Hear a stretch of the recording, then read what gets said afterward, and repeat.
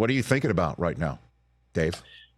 Well, it's been cathartic, Rich, to spend the last 24 hours getting a chance to talk about Bill and honor his memory with the things that made Bill tick. And that was primarily making others smile and laugh.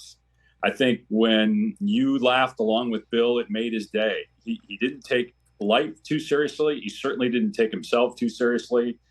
Calling a basketball game and just talking basketball was too easy for him. He enjoyed humanizing the players, talking about the mountain ranges that were nearby, promoting the school, having fun with it. And the memories will last a lifetime. He's the type of person you don't forget. And I think, too, Rich, the tributes you're seeing from guys he played with and against, they're not really basketball-centric. They're more about Bill the person. I think back to the first time I did the Pac-12 tournament with Bill.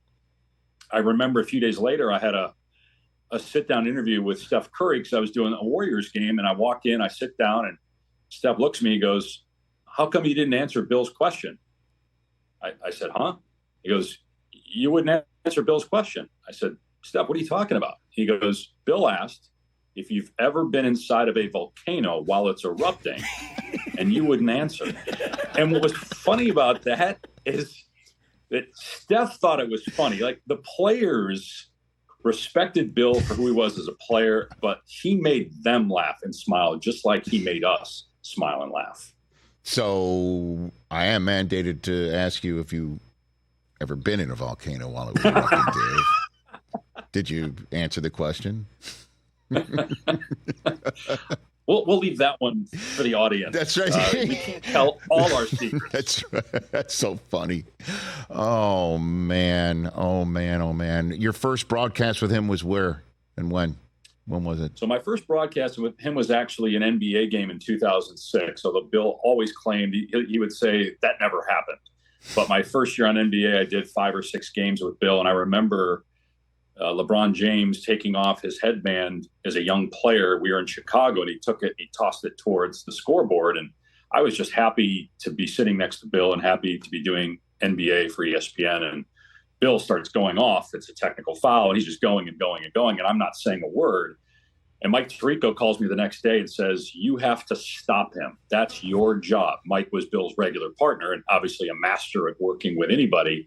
And I filed that away, thinking, well, at some point that'll come in handy. And it did when we were paired together when we got the Pac-12 contract, because I came to really try and understand how to stop him. And it wasn't always successful.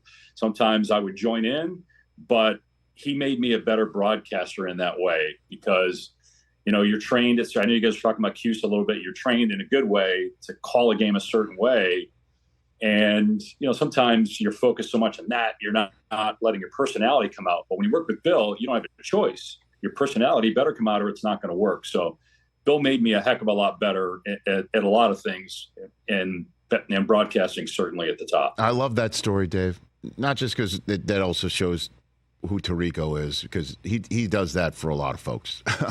But also just hearing this story, I hearken back to the days when I would do Sports Center with Stuart Scott.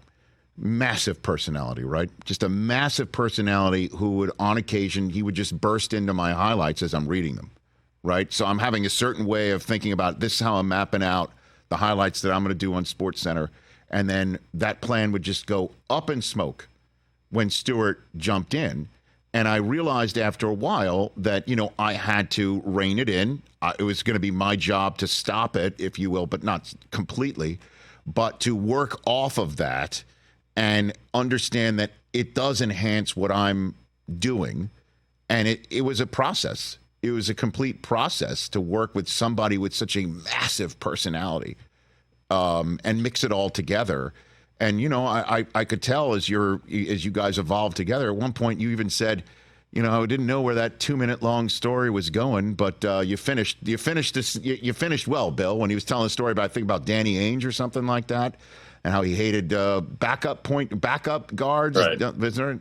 I mean, and So I love stories like that. I really do. Yeah, I think he said to Danny one time, the only thing worse than guards are backup guards. But and Danny's got unbelievable Bill stories. But that was the fun and the challenge, as I'm sure you had, of working with Stu, that I didn't know what to expect each night with Bill, but I looked forward to it because it was a new challenge. I just didn't know what was coming. We never rehearsed. I had no idea. One time he gave me a big rock because there was a player for Arizona named Stone Gettings, and he pulls out this huge boulder that he'd been hiding, and he gives it to me as a gift, and he says, "Here, get stoned."